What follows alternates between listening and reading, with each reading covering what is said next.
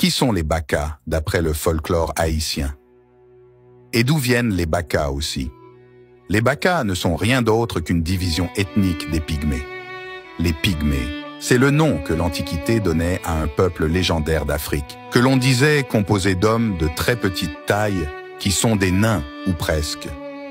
Parmi les esclaves vendus dans la colonie de Saint-Domingue, les Bakas n'étaient pas nombreux, mais bien représentés. Le Baka, pygmée étant de très petite taille, est considéré comme laid selon le canon de beauté africain et européen.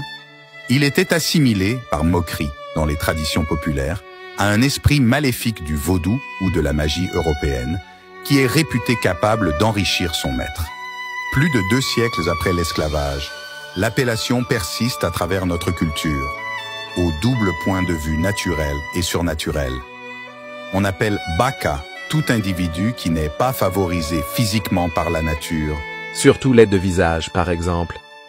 Belle femme tancourt, côté ou pralée avec Bakassa, et d'une personne qui est devenue très riche, sans être en mesure de justifier les sources de sa richesse. Ils ont l'habitude de dire « cet homme devient riche, il semblerait qu'il y a un Baka ». Dans le folklore haïtien, Bakas sont des génies malfaisants, terrifiantes figures de l'inversion, évocation spectrale et anthropomorphique du malheur. Parfois, le Baka peut se présenter sous la d'un petit animal, généralement hideux, qui se déplace rapidement et sans bruit.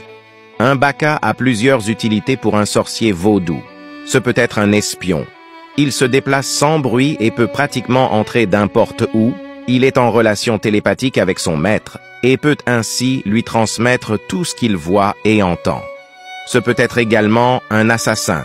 Un Baka peut attaquer une victime désignée sur l'ordre de son maître.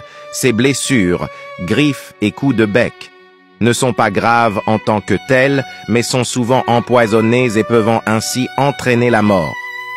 Un Baka ne parlant pas, il ne peut donc pas servir de messager. Il a un instinct de survie très développé et refusera les ordres trop risqués pour sa personne. Ils utilisent Baka pour voler ou prendre de l'argent aux gens sans que la victime ne le soupçonne. Certains commerçants en Haïti ont l'habitude de ne voir pas leurs argents comme si l'argent avait disparu ou parfois leur argent est devenu inférieur au montant qu'il était. Alors ils emploient le terme « y aura l'argent en moins ». À ce moment-là, ils savent qu'ils ont été frappés par la créature diabolique appelée Baka. Son physique s'apparente à celui d'un nain, mais il n'en est pas un. Il est remarquable par sa grosse tête et ses pieds cambrés.